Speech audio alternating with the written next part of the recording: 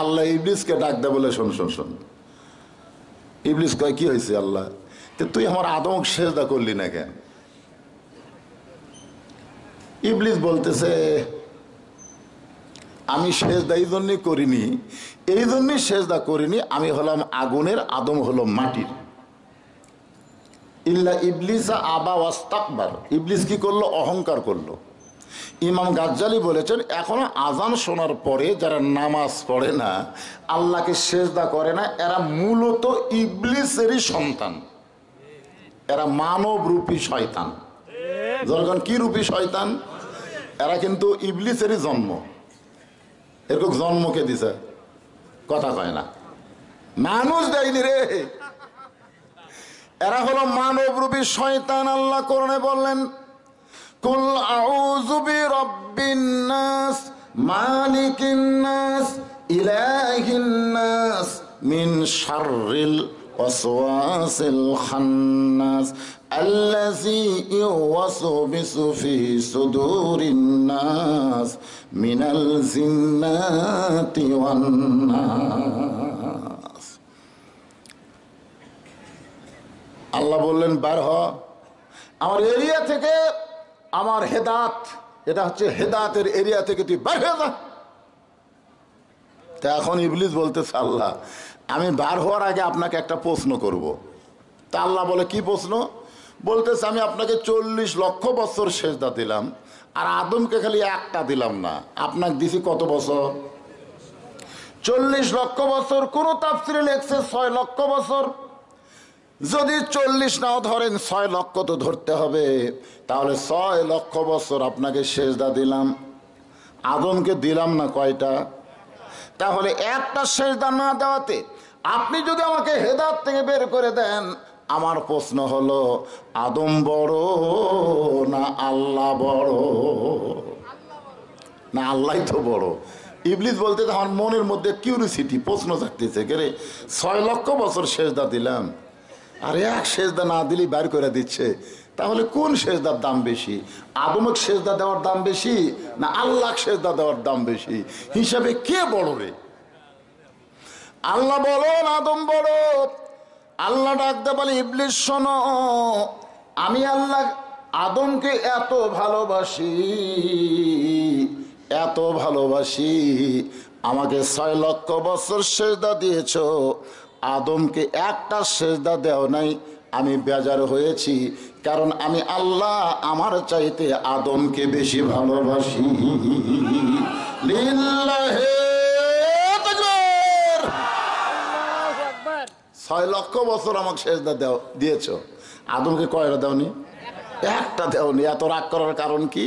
যে আমি আল্লাহ আমার চাইতেও আদমকে বেশি ভালোবাসি, আল্লাহ নিজের চাইতে আমাকে বেশি ভালোবাসে।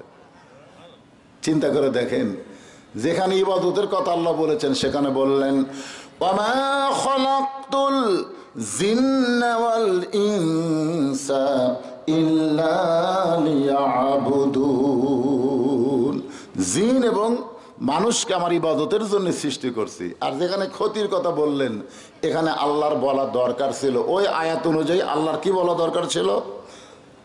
কি বলা? আল্লাহর বলা দরকার ছিল,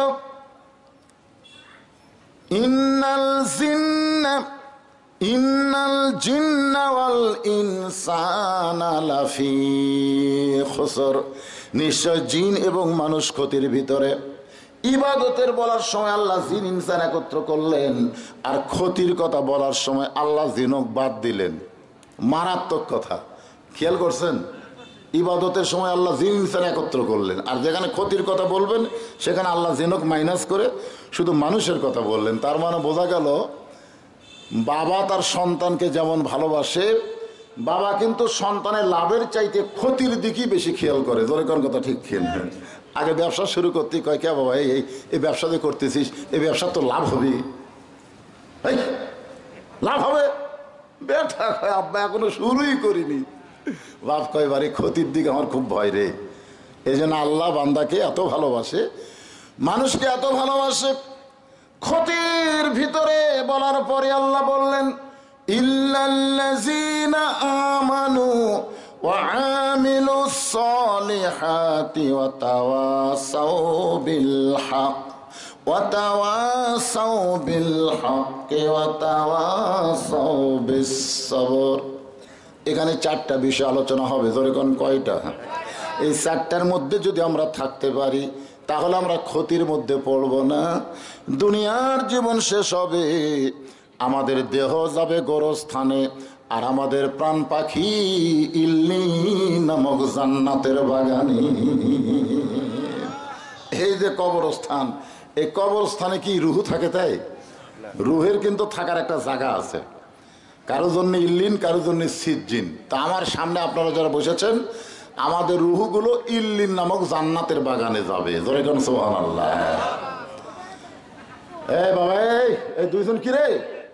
দেখছিস দেখছিস, এ এখনো পর্যন্ত মুখ ঢাকায় আছে রে, এখনো মুখ ঢাকা। আসলে কিছু না বাজান, সন্তান 2 ধরনের হয়, একটা হলো সিজার করার, একটা হলো নর্মালে। আমি কোনোদিন শুনিনি যে কোনো ডাক্তারের বইয়ের সিজার হচ্ছে, আমি কোনোদিনও শুনিনি। আমার এলাকার এক ডাক্তারের 2টা সন্তান আছে। আমি বললাম, কে ভাই তোমার 2টা সন্তান কেমনে হলো? সিজার করে বের করেছে না নর্মালে? হুজুর, তারা মূর্খ সূক্ষ্ম, এরা সিজার করে। কিন্তু আমরা যারা ডাক্তার, আমরা জানি সময় হলে সন্তান হবে, আগে পেট কাটা বের করার দরকার নেই। এই যে সময় হওয়ার 2-4 দিন আগে পেট কেটে দিলে বের করছে, ওরা ওই রকম, কারণ সময়ের আগে এরকম বের করছে। হাসতেছেন? আপনারা কোনোদিন শুনেছেন যে মৌলানার বাড়িতে মিলাদ হয়? কোনোদিন শুনছেন? আমি যে একটা মৌলানা ভাই, আমার বাড়িতে আজ পর্যন্ত মিলাদ হয়নি। আপনারা কোনোদিন শুনছেন যে পীরের বউ মুরিদ হয়? হবে না, কারণ মুরিদের পীরের বউ জানে আমার পীর সাহেব 1 নম্বর লুচ্চা, এই শালার হাতে মুরিদ কে হবে? এই 3টা জিনিস খেয়াল করবেন। একটা হলো ডাক্তারের বউ সিজার করে না, 2 নম্বর হলো মৌলবীর বাড়িতে মিলাদ হয় না, আর 3 নম্বর হলো পীরের বউ মুরিদ হয় না। তো এরা হলো সিজার করা বাচ্চা, বুঝলেন? এরা কোরআনের মাহফিলে যদিও বসে যে খালি লোক মারতেছে, দেখেন কি করতেছে, এটা সিজার করা, বুঝলা? দেখেন কি সামনে কাতারে বসে কি টিপ, ও আর শুনতেছে, তাও মোবাইল টিপতেছে। সময় বড় খারাপ, ধরে কোন ঠিক কিনা? আসলে কঠিন সময়ের ওয়াজ। তাহলে এখানে 4টা বিষয় আলোচনা হবে। ধরে বলেন কয়টা? 1 নম্বর হলো ঈমান। ঈমান যদি না থাকে, আপনি যত ভালো কাজ করেন, আপনার ওই ভালো কাজ আল্লাহর দরবারে কবুল হবে না। 3 জন মানুষ সবসময় ভালো ছিল, তার মধ্যে একটা হলো নবীর চাচা আবু তালেব। আবু তালেব কিন্তু অত্যন্ত ভালো মানুষ। শিশুকালে মইরা গেছে মা, গর্ভে থাকতে মরছে পিতা, নবী চোখে দেখলেন না। কে করিবে লালন পালন, কে দিবে সান্ত্বনা, এই দুনিয়ার বড় এতিম নবী ছিলেন একজনা। আল্লাহ রাসূল বলেছেন, আমার চাচা আবু তালেব আমাকে এমন ভাবে লালন পালন করেছে, মায়ের পেটে থাকতে আমার বাবা মরে গেছে, আমি জীবনে বাবার মুখ দেখি নাই। তবে তোমরা শোনো রে সাহাবীরা, বাবার কোনো অভাব আমি বুঝতে পারি নাই। আমার চাচা যেন বাবার চাইতে বেশি আদর সোহাগ দিয়েছে। যেই চাচা নবীকে বাবার অভাব বুঝতে দিল না, সেই চাচা আবু তালেব কিন্তু জান্নাতে যাওয়ার পারবে না, তাকে জাহান্নামের আগুনে পড়তে হবে। একটাই মাত্র কারণ, তার সমস্ত কাজ ভালো ছিল কিন্তু ঈমান ছিল না। কি ছিল না? ঈমান ছিল না। এই জন্য আল্লাহ দেখতেছে এই 4টা বিষয়ের মধ্যে ঈমানটা হলো খুবই গুরুত্বপূর্ণ বিষয়। আমাদের বর্তমানে বাংলাদেশের অধিকাংশ মুসলমান ঈমান হারা হয়ে যাচ্ছে। যখন কি হারা? ঈমান হারা। বিশেষ করে আমার বউয়ের কথাই বলতেছি। আমি যখনই ওয়াজ করতে বের হই, আমার বউ আমার ঈমানকে ড্যামেজ করার জন্য, ঈমান যা মজবুত হয়েছিল সেই ঈমানটা দুর্বল করার জন্য বলে, ওয়াজ তো করবার যাচ্ছেন, দেখে শোনা ওয়াজ করবেন, দেখে শোনা ওয়াজ করবেন। মানে চারিদিকে দেখবার করছে, উপর দিকে দেখা লাগবে এ কথা বলতেছে না। আপনারা বলেন তো, চারিদিকের দেখা আসল না উপর দেখা আসল? যারা প্রকৃত ইমানদার হবে তারা এদিকে এদিকে তাকাবে না, তারা খালি, কারণ তাদের ইমান বলতেছে মানিস তাওয়া আলাল আরশ, আমার আল্লাহ উপরে আছে না নিচে আছে। তাহলে কার দেখা আসল? জোরে বলেন কার? কিন্তু বর্তমান বাংলাদেশে আমরা চারিদিকে খেয়াল করি, উপর দিকে আমাদের খেয়াল থাকে না। বর্তমান সময়ে আমরা পুলিশ ধরা, র্যাব ধরার চিন্তা করি, কিন্তু আজরাইল ধরার চিন্তা করি না। জোরে কোন কথা ঠিক কি না? বলেন তো, সময় ভালো না খারাপ? যে সময় মুসলমান পুলিশ ধরার চিন্তা করবে, র্যাব ধরার চিন্তা করবে, আজরাইল ধরার চিন্তা করবে না, ওই মুসলমান হয়ে মরতে পারবে না। যদি চিন্তা করে র্যাব ধরুক পুলিশ ধরুক আমার কোনো আপত্তি নাই, কিন্তু আজরাইল ধরার আগে আমি মুসলমান হয়ে মরবার চাই। আমাকে যাই ধরে ধরুক, আমার কোনো আপত্তি নাই। জীবন দিয়ে হলেও আমি হকের পক্ষে থাকবো, ইমানের জন্য জীবন দেব, কিন্তু দুনিয়ার জন্য আমার ইমান নষ্ট করব না। ধরে কোন কথা ঠিক কিনা? হ্যাঁ, দরকার হলে আমি সব কিছু ত্যাগ করব, কিন্তু আমার আল্লাহ রাসূল ত্যাগ করব। জবান খুলে কন না, হ্যাঁ, এটার নাম হলো ইমান। কেউ যদি বলে পাকা ইমানদার, আমার দয়াল বাবার দরবারেতে কেউ ফিরে না খালি হাতে, আপনার বলেন তো এটা ইমান না শিরক? এজরে কান ইমান না শিরক? কেউ যদি বলে আল্লাহর ধন নবীরে দিয়া, আল্লাহ সে গায়েব হইয়া, নবীর ধন খাজা নিয়া শুয়ে আছে আজমিরে, কেউ ফিরে না খালি হাতে খাজারে তোর দরবারেতে, আপনার বলেন তো এটা ইমান না শিরক? এইরকম শিরক মিশ্রিত মানুষ আমাদের বাংলাদেশে মুসলমান আছে না নাই? জোরে কান আছে না নাই? চাকরি না হলে চলবো কেমনে? এত লেখাপড়া করলাম, চাকরি না হলে চলবো কেমনে? আবাদ না হলে খাবো কি? আবাদ না হলে কি খাবো ভাই? ব্যবসার যে অবস্থা, আর বাঁচবো না রে, ব্যবসা শেষ। আপনারা সত্যি করে বলেন তো, বাঁচানোর মালিককে, চলানোর মালিককে, খাওয়ানোর মালিককে? কিন্তু মাঝখানে আমি এদের তিনটে যে ঢুকেলাম, এটা ইমান আছে না গেছে? এই জন্য 1 নম্বর ইমানকে খেয়াল করতে হবে। আগুনের চুলার মধ্যে যাবে, তারপরও ইমান হারা হবে না। দরকার হলে ফাঁসির মঞ্চে যাবে, কিন্তু বেঈমান হবে না। উকিল যায় বলতেছে আপনার বাঁচার একটা বুদ্ধি আছে। বলে কি বুদ্ধি? বলে ফাঁসি থেকে যদি বাঁচতে চান তাহলে রাষ্ট্রপতির কাছে দরখাস্ত লেখেন। কার কাছে? খুব খেয়াল করে শুনবেন তো। ফাঁসির আসামি মুচকি মুচকি হাসতেছে। উকিল বলে হাসেন কেন? বলে হাসার কারণ হলো আমি আমার জীবনে 3টা রাষ্ট্রপতি ক্ষমতার থাকা অবস্থায় মরা দেখছি। তুমি যে রাষ্ট্রপতির কাছে আমার বাঁচার দরখাস্ত লিখবার বলতেছে, আমি এরকম 3টা রাষ্ট্রপতি প্রেসিডেন্ট থাকা অবস্থায় মরা দেখছি। একটা হলো বঙ্গবন্ধু শেখ মুজিবুর রহমান, একটা হলো জিয়াউর রহমান, আর একটা হলো জিল্লুর রহমান। তো যারা ক্ষমতা থাকতে মরে তার কাছে সাহায্য চাই কোন ব্যাককেলে রে? দরকার হলে ফাঁসির মঞ্চে যাব, কিন্তু বাতিলের কাছে বাঁচার দরখাস্ত লিখবো না। এরই নাম হলো ইমান। ইমান কি মনে করতেছেন? খালি যুদ্ধের সময় লা ইলাহা ইল্লাল্লাহ, লা ইলাহা ইল্লাল্লাহ, লা ইলাহা ইল্লাল্লাহ। আমার এলাকার সব হিন্দুই কলমা পড়ছে, কারণ আরবি করে দেখলি আরবি বলার আগে ওরা বলতো লা ইলাহা ইল্লাল্লাহ, লা ইলাহা ইল্লাল্লাহ, লা ইলাহা। তা আরবিরা দেখতেছে কলমার জিকির বিলকুল মুসলিম হয়, ঠিক হয়, ঠিক হয়। যেই দেশ স্বাধীন হয়ে গেছে এক হিন্দু আর কলমাত নাই। ওর আগেকার ভগবানও ফিরে আইছে। ফেরেশতা কয় আল্লাহ 9 মাস যে জিকির করলো তোমার মুসলমানেরও সে জিকির করে নাই। আল্লাহ বলতেছে আমার নবী এই জন্যই বলেছে ইকরার বিল লিসান তাসদিক বিল জানান আমল বিল আরকান। শুধু কলেমা পড়লে ইমান হবে না, কলেমা কলিজার মধ্যে সেট করা লাগবে, কলেমা অনুযায়ী চলাফেরা করতে হবে। এরই নাম হলো ইমান। আপনি কোরআনের ওয়াজ শুনবেন আর বামপন্থী দল করবেন, কোরআনের ওয়াজ শুনবেন আর শয়তানের আইন মানবেন, আর যাই হোক আপনি পুরা ইমানদার হতে পারেন নাই। জোরে কোন কথা ঠিক করে, যে কোরআনের ওয়াজ শুনবেন এই কোরআন অনুযায়ী আমল করা লাগবে। আমল বিরাট, কেন আমলের মাধ্যমে আমি যে কোরআন শুনতেছি কোরআন আমি মানি এইটা দেখান লাগবে।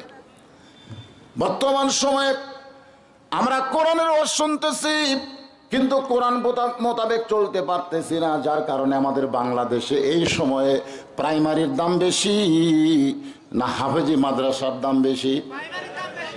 প্রাইমারির ঘর করার জন্যে কোনোদিন টেনশন করা লাগছে? প্রাইমারি একটা বিল্ডিং করা লাগবে, এবারে সিমেন্ট দাও, এবার টাকা দেও রে, এই পাগলা আমাকেও টেনশন করা লাগবে কে রে? সরকার 3 তালা করে দিবি। ধরে কোন কথা ঠিক কিনা? হায় হায়, আকডম বাগডম ঘোরাডম সাজে ঢাক ঢোলক ঝাঁদর বাজে, এই মিথ্যা শিক্ষা যেখানে দিচ্ছে সেই স্কুল আজকে বিল্ডিং এর পর বিল্ডিং হয়ে যাচ্ছে।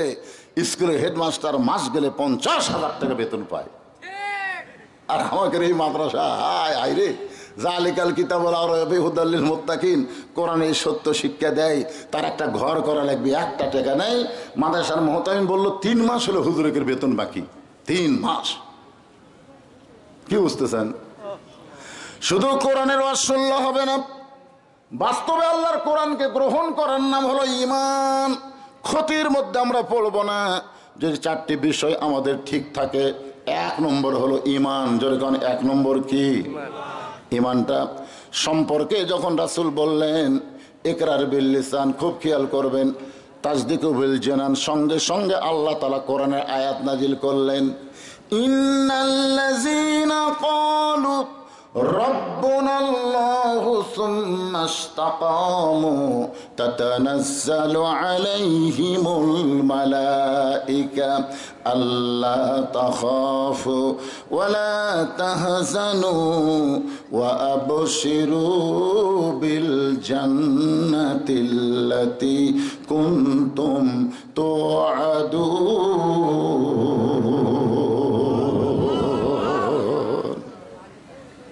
ঈমান আয়াত নাজিল হয়েছে বেলালের জন্য। সারাদিন ধরে মারছে, সারাদিন ধরে মারার পরেও বেলালের জবান থেকে ঈমানকে ওরা বের করতে পারে নাই। কলিজা থেকে তো বের করা দূরের কথা, জবান থেকেই বের করতে পারে নাই। বেলাল একটাবারও বলে নাই যে আমি বাঁচতে চাই, আমাকে আর মাইরো না। যতবার তারা আঘাত করে প্রত্যেকবার জবান থেকে বের হয় লা ইলাহা ইল্লাল্লাহ, লা ইলাহা ইল্লাল্লাহ। কেরে বেলালের জবান থেকে ঈমান খসান গেল না? বুকের উপর বিশাল পাথর চাপা দিল, এরপরও বেলাল যেন মরে যায়, কিন্তু বুকের পাথর চাপা দেওয়ার কারণে বেলাল যখন মরল না, ওই বেলালের ঈমানকে বের করার জন্য জিহ্বা টেনে বের করে ওরা জিহ্বার মধ্যে পেরেক ঢুকায় দিল। বেলাল অসুস্থ অবস্থায় জিহ্বার আগা নড়ায় বলতেছে আল্লাহ আল্লাহ, এরা যতই কষ্ট দেখ মরে যাব, কিন্তু 1 মুহূর্তের জন্য তোমার ঈমান হারা হব না। আল্লাহ বললেন সুম্মাস্তাকাম, শুধু আল্লাহকে রব বলে স্বীকার করে নাই, এর প্রতি অটল থেকেছে বেলাল। ওই বেলালের কাছে বলে দাও রে ফেরেশতা, তার কোনো ভয় নাই, তার কোনো চিন্তা নাই, দুনিয়া থেকে বিদায় নেওয়ার সঙ্গে সঙ্গে আমি আল্লাহ আমার ইমানদার বেলালের জন্য, ইমানদারদের জন্য 8টা জান্নাতের দরজা খুলে দিব। 1 নম্বর হলো ঈমান। ঈমানের উপর ওয়াজ করলে সারা রাত ওয়াজ করে শেষ করা যাবে না। এখন 2 নম্বর বিষয়টা হলো আমিলুস সালিহাত, নেক আমল করতে হবে। আপনারা বলেন তো ঈমানের পরে যত আমল আল্লাহ আমাদের জন্য দিল, তার মধ্যে 1 নম্বর নেক আমলের নাম কি? নম্বর আছে, অনেকগুলো আছে, তার মধ্যে 1 নম্বর কি? ঈমানের পরে 1 নম্বর হলো নামাজ। বর্তমান প্রধানমন্ত্রী সহ অনেক নেতারা বলতেছে আগামী বছর 23 সাল নাকি দুর্ভিক্ষ হবে। যেরকম কি হবে? তা আমাকে অনেকে বলে হুজুর তো 23 সাল দুর্ভিক্ষ হবে, আপনার কি মত? আমি কইলাম এই কথা কে কইল রে? এ কথা তো কোনো হুজুর কবে না, কারণ হুজুররা জানে ওমা মিন দাব্বাতিন ফিল আরদি ইল্লা আলাল্লাহি রিজকুহা, রেজেক কোন মানুষের হাতে না, রেজেকের দায়িত্ব কার? আরো ধরে বলেন কার? আমাদের ঈমান কি বলে? ঈমান কি বলে? দুর্ভিক্ষ? বলে বর্তমান প্রধানমন্ত্রী খুব টেনশনে আছে। আমি বললাম তাহলে প্রধানমন্ত্রীকে বলো, আল্লাহ কোরআনে বলেছেন আল্লাযীনা ইম্মাক্কান্নাহুম ফিল আরদ, মুসলমানের মধ্যে কাউকে যখন ক্ষমতার চেয়ার দেওয়া হবে তার 1 নম্বর দায়িত্ব হলো পদ্মা সেতু নির্মাণ করা। 1 নম্বর দায়িত্ব পদ্মা সেতু। 1 নম্বর দায়িত্ব হলো এই বগুড়া থেকে ঢাকা পর্যন্ত 4 লাইন রাস্তা করা। 1 নম্বর দায়িত্ব হলো বাল্য বিয়ে বন্ধ করা। 1 নম্বর দায়িত্ব হলো মাদক মুক্ত সমাজ গঠন করা। এগুলো একটাও 1 নম্বর না। 1 নম্বর দায়িত্ব হলো আকামুস সালাত, নামাজ কায়েম করা। যদি নামাজ কায়েম হয় তাহলে কি হবে? আল্লাহ বললেন ফালিয়াবুদু রব্ব হাযাল বাইত আল্লাযী আত'আমাহুম মিন জু'ইন ওয়া আমানাহুম মিন খাউফ। যদি এই ঘরের মালিকের নামাজ পড়তে পারো, এই ঘর মানে কাবা ঘর, এই ঘর মানে মসজিদ, ঘরের মালিককে, এই ঘরের মালিকের যদি গোলামি করো, নামাজ পড়ো, তোমাকে সঙ্গে সঙ্গে 2টা পুরস্কার দেওয়া হবে। 1 নম্বর পুরস্কার হলো তোমার রিজিকের কোনো পেরেশানি হবে না, তোমার দুর্ভিক্ষের কবলে কোনোদিন পড়তে হবে না। 2 নম্বর পুরস্কার হলো যাবতীয় ভয় ভীতি থেকে, পুলিশের ভয়, র্যাবের ভয়, ধরা পড়ার ভয়, করোনার ভয়, তারপরে ডেঙ্গুর ভয়, যত প্রকারের ভয় আছে, চোর ডাকাতের ভয়, সুদের ভয়, ঘুষের ভয়, যত ভয় আছে, কোনো ভয় তোমার মধ্যে আসবে না। সমস্ত ভয় থেকে এই ঘরের মালিকের নামাজ পড়লে আল্লাহ নিরাপত্তা দিয়া দিবে। তাহলে দুর্ভিক্ষ মুক্ত বাংলাদেশ যদি গড়বার চায় তাহলে কি করা লাগবে? নামাজের বিল পাস করতে হবে। আমাদের যুবকেরা যদি নামাজ পড়তো, আল্লাহ কোরআনে বললেন ইন্নাস সালাতা তানহা আনিল ফাহশাই ওয়াল মুনকার, একমাত্র নামাজে পারে মানুষকে যাবতীয় খারাপি থেকে বাঁচায় দিতে। বাংলার যুবকেরা যদি নামাজ পড়তো তাহলে আর্জেন্টিনার পতাকা কোনোদিন টাঙ্গাতো না, ওই ব্রাজিলের পতাকা কোনোদিন টাঙ্গাতো না। কারণ মুসলমান হইয়া খ্রিস্টানদের পতাকা টাঙ্গানো হলো ফাহিশাগার। জোরে গণ ঠিক কিনা? আপনারা বলেন তো, যারা আর্জেন্টিনার জার্সি পরে, ব্রাজিলের জার্সি পরে, এরা কি নামাজ পড়ে? আপনি খোঁজলে দেখবেন একটাও নামাজ পড়ে না। এই জন্যে ইমানের পরে 1 নম্বর নেক আমল হচ্ছে নামাজ। যখন 1 নম্বরের নেক আমল কি? এটা হলো পুরুষের জন্য। আমার মা বোনেরা যারা পর্দায় আছেন, আপনাদের কিন্তু 1 নম্বর নেক আমল নামাজ না। আপনাদের 1 নম্বর নেক আমল কিন্তু নামাজ নয়। হয়তো আপনারা বলবেন হুজুর তাহলে মেয়েদের 1 নম্বর আমল কি? মেয়েদের 1 নম্বর নেক আমল হলো পর্দা। ধরে বলেন নাম কি? পর্দা। হ্যাঁ, আমার মায়ের আছে না নাই? মাশাআল্লাহ। তাহলে আপনাদের নামাজ হবে মেয়েদের পর্দার উপরে। কিছু ওয়াজ করা লাগবে। অনেকগুলো মেয়ে মানুষ মা ফাতেমার দরজার দাঁড়িয়ে আছে, ফাতেমার সঙ্গে দেখা করবে। কার সঙ্গে দেখা করবে?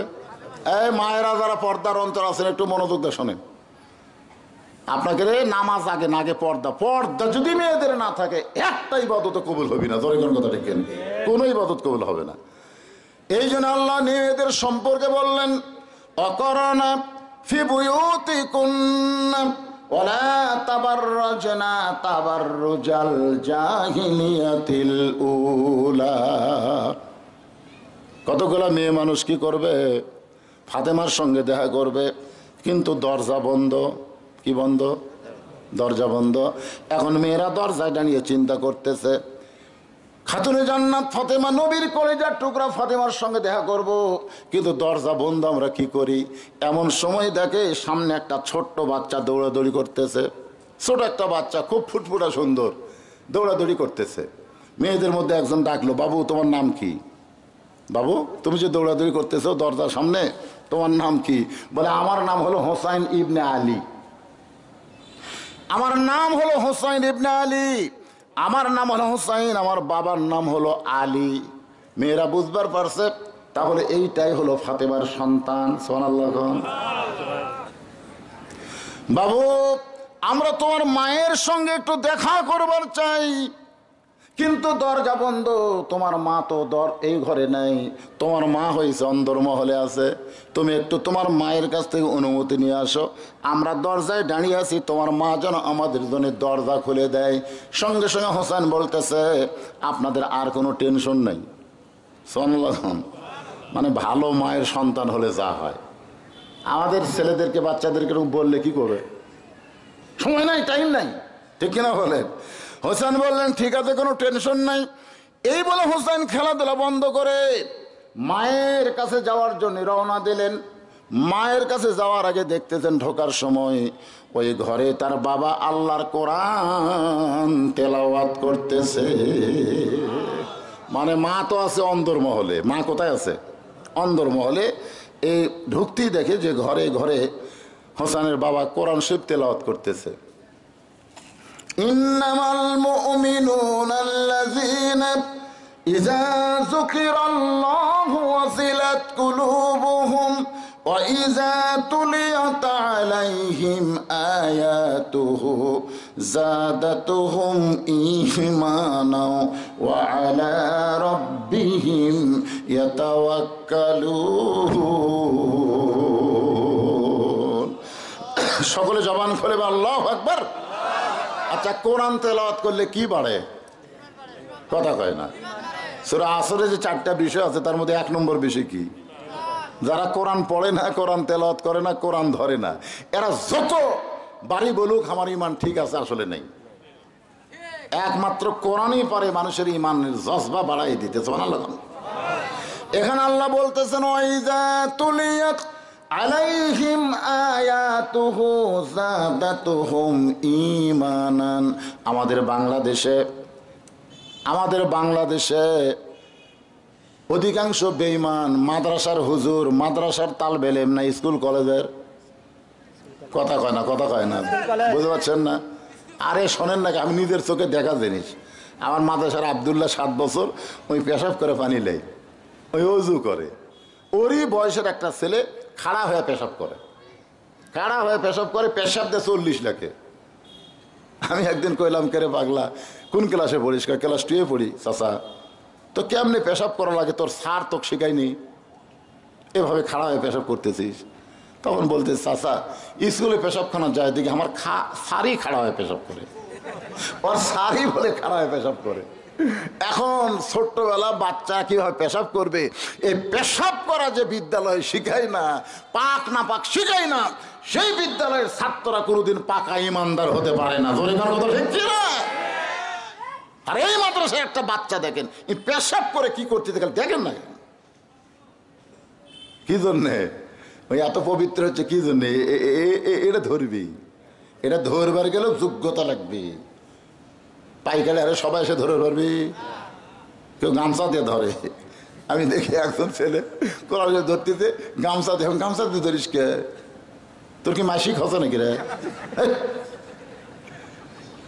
তারপরে বুঝাচ্ছে আর শরীর পাক নাই। ধরে এখন কি নাই? লা ইয়ামাসসুহু ইল্লাল মুতাহহারুন। স্পর্শ করা যাবে না যতক্ষণ তুমি পবিত্র না হবে। যেটা ধরবার গেলে নিজের শরীর পবিত্র হয়, সেটা তেলাওয়াত করার সঙ্গে তার ইমান বেড়ে যায়। মাস গেলে 6,000 টাকা বেতন পায়, এরপরও বেঈমান হয় না, কষ্ট করে হলেও তার ইমান তাজা রাখে। ধরে কোন কথা ঠিক না? আর আগডম বাগডম শিখাই, মাস গেলে 50,000 টাকা বেতন পায়, তারপর দোকানদার টাকা চাইলে দোকান তুলে দিবার চায়। এরকম আছে না নাই? জোরে কেন আছে না নাই? একটু মনোযোগ দিয়ে কথাগুলো শুনবেন। কি হলো রে? 2 থেকে 3টে 4টে হতে গেলে এলা কুই ঝামেলা কুত থেকে আসছে রে? বসো, খোঁজলে দেখেন একটাও মাদ্রাসার না, খোঁজলে দেখেন না। এখানে ও খারাপ হয় 40 লাখের পাটিয়ারা। হযরত আলী আল্লাহর কোরআন তেলাওয়াত করতেছেন, যেই মাত্র দেখে হোসেন বাইরে খেলাধুলা করতে করতে ঘরের মধ্যে দৌড়ে অন্দরমহলে যাবার চায়, সঙ্গে সঙ্গে হযরত আলী বললেন থাম। কোরআন শরীফ তেলাওয়াত বন্ধ করে ছেলেকে থামাইলেন, থাম। তো এখন বাপ যদি কয় থাম, ব্রেক। মাদ্রাসার একটা ছাত্রকে ওস্তাদ যদি বলে থাম, আপনি বলেন তুই 1 ধাপ সামনে যাবি? আর প্রাইমারির কোনো ছেলেকে যদি স্যার বলে থাম, ওই বলবে ঘুরে আসি ঘুরে আসি ঘুরে আসি, কিসব থাম? আরে দেখছি তো, নিজের চোখে দেখা জিনিস রে ভাই, সুবহানাল্লাহ। যেই মাত্র হযরত আলী বলেছেন থাম, সঙ্গে সঙ্গে হুসাইন থেমে গেছে। হযরত আলী বলে, হুসাইন তুমি না বাইরে খেলাধুলা করতেছ, ওই খেলাধুলা বন্ধ করে দিয়ে ঘরের মধ্যে কেন দৌড়াইছ? হোসেন বলতেছে, আব্বু কতগুলো মেয়ে মানুষ দরজায় দাঁড়িয়ে আছে, তারা আমার মায়ের সঙ্গে দেখা করতে চাই, আমি অন্দরমহলে যাচ্ছি, আমার মা দেখা করার হুকুম দেবে কিনা সেই হুকুম জানার জন্যে। আলী বলতেছেন, হোসাইন মেয়েরা তোমার মায়ের সঙ্গে দেখা করবে, তুমি অনুমতি নেবার যাচ্ছ, কিন্তু তোমার এখন বয়স কত? তোমার এখন বয়স কত? হুসাইন বলতেছে, বাবা আমার বয়স কত এটা আপনি ভালো জানেন। আলী বলতেছে, জানি বলি তো তোরে থামাইছি, থাম। এখন তোর বয়স হলো 4 বছর। 4 বছরের কোনো বাচ্চা যখন তখন মায়ের ঘরে ঢুকতে পারবে না, মায়ের ঘরে ঢুকতে গেলে অনুমতি লাগবে। আল্লাহ রাসূল বলেছেন, তোমার বাচ্চার বয়স যদি 2 বছরের কম হয়, কয় বছরের? আপনার কথাটা কিন্তু গুরুত্বপূর্ণ, খেয়াল করে শুনবেন। যদি 2 বছরের কম হয়, তোমার বাচ্চা যদি ঘরে চেতন থাকে, এরপরেও তুমি তোমার বউকে আদর করতে পারবা, চুমা খাওয়ার পারবা, বুকত লিবার পারবা, কারণ তোমার বাচ্চার বয়স 2 বছরের কম। 2 বছরের কম বাচ্চারা দেখবার পারে, কিন্তু মেমোরি ডাউন করা পারে না, মেমোরির মধ্যে লোড করা পারে না। কথাটা বুঝলেন না? তাহলে দেখে হাসে, মুসকে মুসকে হাসবি, কিন্তু এটা ধরে রাখতে পারবি না, ও দেখাই শেষ। কিন্তু যে 2 বছর পার হবে, তখন বাচ্চার সামনে তোমার হালাল বউ, যে বউকে তুমি যখন তখন আদর করতে পারবা। কিন্তু 2 বছরের পরে বাচ্চার যদি চেতন থাকে, তাহলে চেতন থাকা অবস্থায় তোমার বউকে আর তুমি আদর করতে পারবা না। যদি আদর করো, ওই বাচ্চা খালি দেখবে না, ওটা মেমোরির মধ্যে লোড করবে। পরের দিন বাইরে কাউকে বলতে পারে, আব্বা তাই মাস্ক চাপা ধরছিল রে, বলতে পারে কি পারে না? তাহলে কি বুঝলেন হোসেনের বয়স কত? 4 বছর। 4 বছরের বাচ্চা মায়ের কাছে যাইতে গেলে বলতে হবে, মা আমি হোসাইন একটু আপনার কাছে যাবার চাই। মা বলে 2 মিনিট পরে আয়। মা বলতেছে, আসবি ঠিকই, 2 মিনিট পরে আয়, কারণ এমন কাপড় আছে শরীরের উপরে, এ কাপড়টা সাইজ না করলে বাচ্চা ঘরের মধ্যে ঢুকতে দেওয়া যাবে না। ধরে কোন কথা ঠিক কিনা? আল্লাহ রাসূল বলেছেন, সন্তান যখন বড় হবে, তখন মায়ের ঘরে ঢুকতে গেলে সন্তানকে অনুমতি নেওয়া লাগবে। আবার মেয়ে যখন বড় হবে, তখন বাবা মেয়ের ঘরে ঢুকতে গেলে মেয়ের অনুমতি লাগবে। জোহরের নামাজ পড়ার পরে আল্লাহ রাসূল ফাতেমার দরজায় এসে বলতেছে, ফাতেমা আমি তোমার বাবা, তোমার ঘরে একটু ঢুকতে চাই। ফাতেমা বললেন, বাবা এখনকার মতো আপনি ফেরত যান, কারণ এই মুহূর্তে আপনার জন্য আমি দরজা খুলতে পারবো না। নবী কোনো কথাই বললেন না, নবী ফেরত গেলেন। আসরের নামাজের পর আল্লাহর নবী বললেন, ফাতেমা আমি তোমার কাছে একটু যাবার চাই। ফাতেমা বললেন, বাবা আপনি কি জানেন না, আপনি এমন কথা কেন বলতেছেন? আপনার ফাতেমা যে বড় হয়েছে, যখন তখন আপনার জন্য দরজা খুলতে পারবে না, কারণ আমার পরিবারে এমন একটা কাপড় আছে বাবা, যে কাপড় পরা অবস্থায় আপনার জন্য দরজা খুলতে ফাতেমা শরম পায়। সঙ্গে সঙ্গে নবী আমার এক টানে গায়ের চাদর খুললেন। নবী যেই চাদর গায়ে দিয়ে থাকতেন, চাদর খুলে জানলার কাছে গিয়ে বললেন, ফাতেমা রে তুই তো জানিস মা, 6 বছর বয়সে আমি মা হারা হয়েছি। তোর চেহারা দেখলে আমার মা আমিনাকে আমি যেন দেখতে পাই। জোহরের সময় আইলাম, মা তুই ফেরত দিলি, আসরের সময় আর ফেরত যাব না। এই চাদরখানা নিয়ে, এই চাদর পরে তুই আমার জন্য দরজা খুলে দে। নবীর শরীরের চাদর ফাতেমা গায়ে পরে নবীর জন্য দরজা খুলে দিলে, নবী তাকায় দেখে ফাতেমার চোখের নিচে কালো দাগ পড়ে গেছে। আল্লাহ রাসূল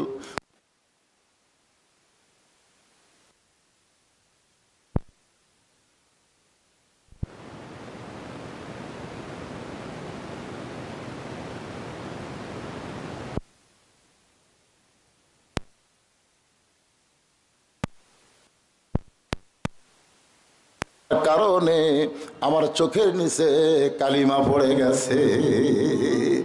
আল্লাহ রাসূল বললেন, ফাতেমা আমি তোরে কিছুই দিবার পারলাম না, তবে 33 বার সুবহানাল্লাহ, 33 বার আলহামদুলিল্লাহ আর 34 বার আল্লাহু আকবার আদায় করবি মা।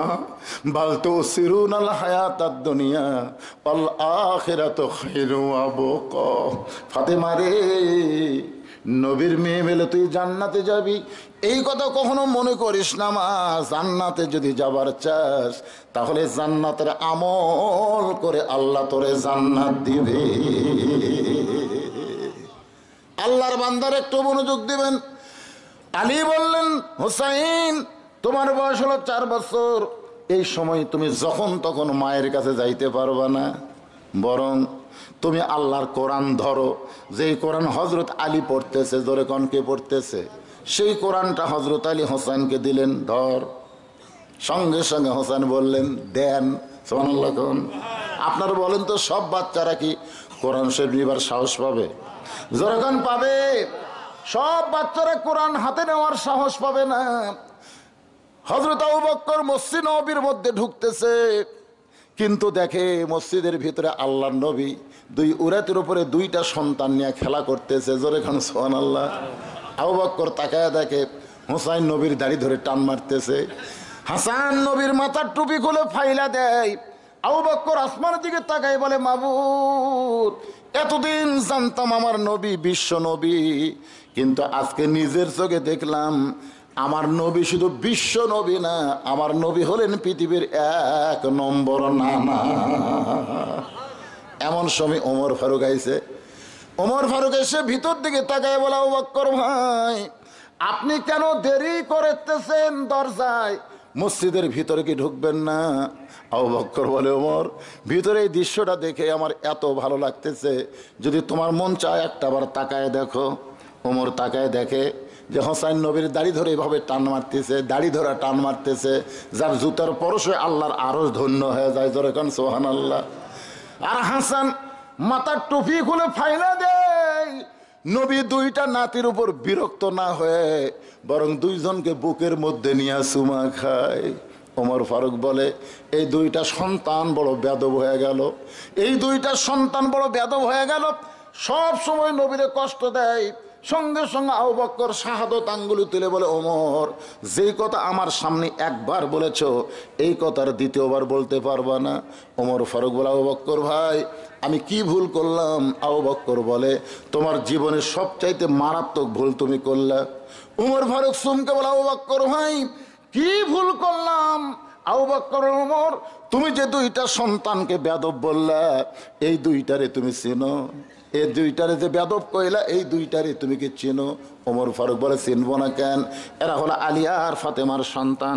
আবু বকর বলে, ওমর শুধু আলী ফাতেমার সন্তান বললে হবে না, এদের আরো পরিচয় আছে তুমি জানো? ওমর ফারুক বলে, এদের পরিচয় তো আমার জানা নাই। আবু বকর বলে, তাহলে শোনো, কয় বছর বয়সে ঈমান গ্রহণ করছে? তুমি যে একজন মুসলমান, তুমি কয় বছর বয়সে ঈমান গ্রহণ করেছো? ওমর ফারুক বলে, আমি 27 বছর বয়সে ঈমান গ্রহণ করেছি। আবু বকর বলে, ওমর আমি 35 বছর বয়সে ঈমান গ্রহণ করেছি। এখন বলো ওমর, ঈমান গ্রহণ করার আগে তুমি কি ছিলে? কি ছিলে তুমি? ওমর বলে, আমি কাফের ছিলাম। আবু বকর বলে, আমিও কাফের ছিলাম। হিসাব করে দেখো ওমর, তোমার হায়াতের জীবনের 27 বছর তুমি কুফর হালে কাটাইছো, আমার হায়াতের জীবনের 35 বছর আমি কুফরি হালে কাটাইছি। আর যে 2টা সন্তানকে তুমি বেদব বলতেছ, এরা জন্মের সময় জান্নাতি হয়ে জন্মেছে। লিল্লাহে তাকবীর।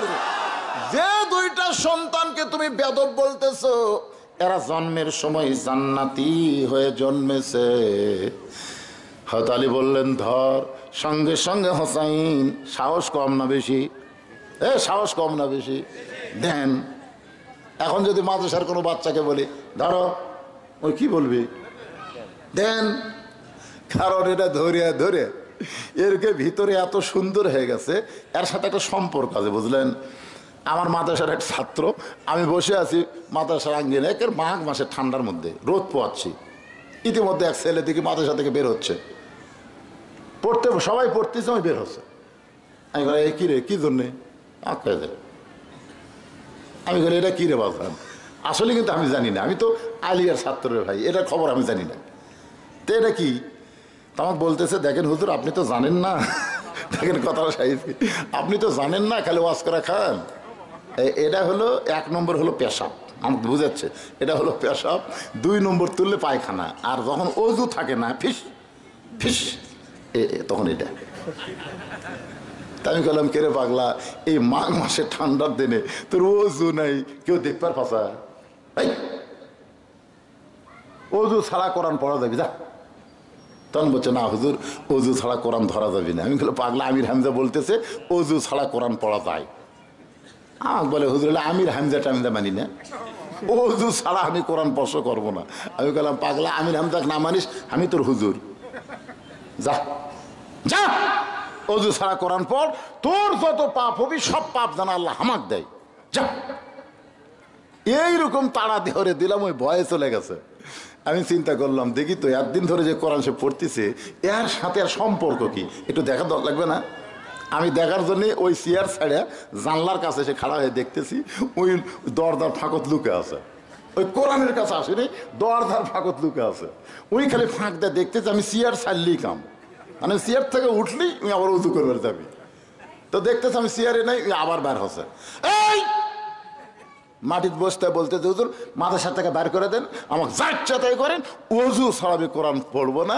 আমি তখনই বুঝলাম এই কোরআনের সঙ্গে সম্পর্ক রাখতে গিয়ে কোরআন শুধু পবিত্র নয়, ও নিজেও পবিত্র হয়ে গেছে। এই মাদ্রাসা থেকে, এই ফ্যাক্টরি থেকে এমন সন্তান উৎপাদন করা সম্ভব ভাইরে। আজকে সেই ফ্যাক্টরি কত অসহায়, একটা মাদ্রাসা বিল্ডিং করবি তার টাকা নেই, 3 মাস হলে হুজুরা বেতন পায় না। এখন আপনাকে বলা লাগবে দেন ভাই, আপনার কাছে দেব না। মসজিদের সামনে যে দানের কৌটা যায়, যায় না? এই দুটো আবার এখন উঠলো কে রে, কি বুঝলেন বাজান? না না কি কিছু বুঝা পাচ্ছেন নাকি আপনারা? বুঝতে পারছেন? দানের বাক্স যায়, আমি নিজের চোখে দেখছি ভাই।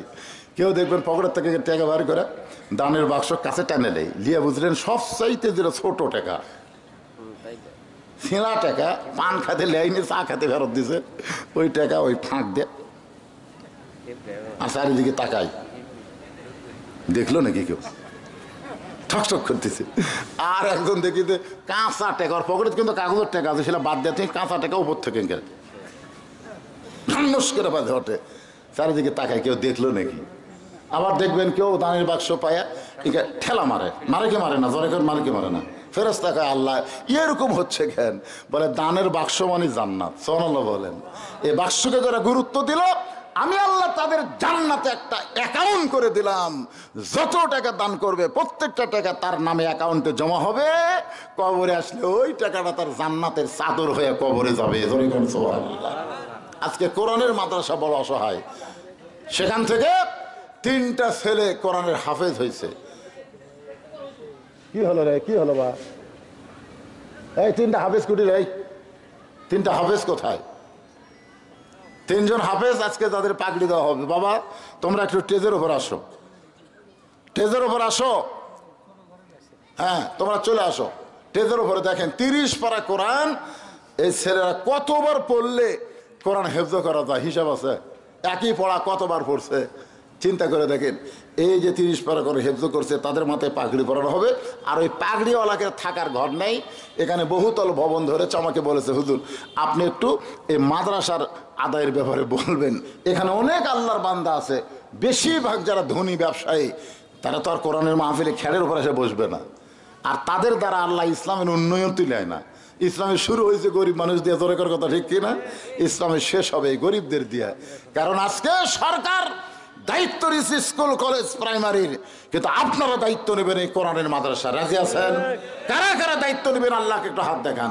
লিল্লাহি তাকবীর, হাত নামান। আমরা দেখাতে চাই সরকারকে যে তুমি আমাদের মাদ্রাসার দিকে না তাকালে কি হবে?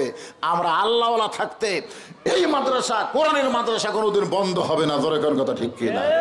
যাদের বাপ দাদা বাপ মা কবরে গেছে, গোরস্থানে আছে, আমি তাদেরকে বলবো এই মাদ্রাসার বিল্ডিং নির্মাণ করার জন্য 10 বস্তা 20 বস্তা 50 বস্তা 100 বস্তা না পারলেও 1 বস্তা সিমেন্ট দিয়ে এই মাদ্রাসাকে সহযোগিতা করবেন। এমন আল্লাহর পাগল যদি থাকেন 5 বস্তায়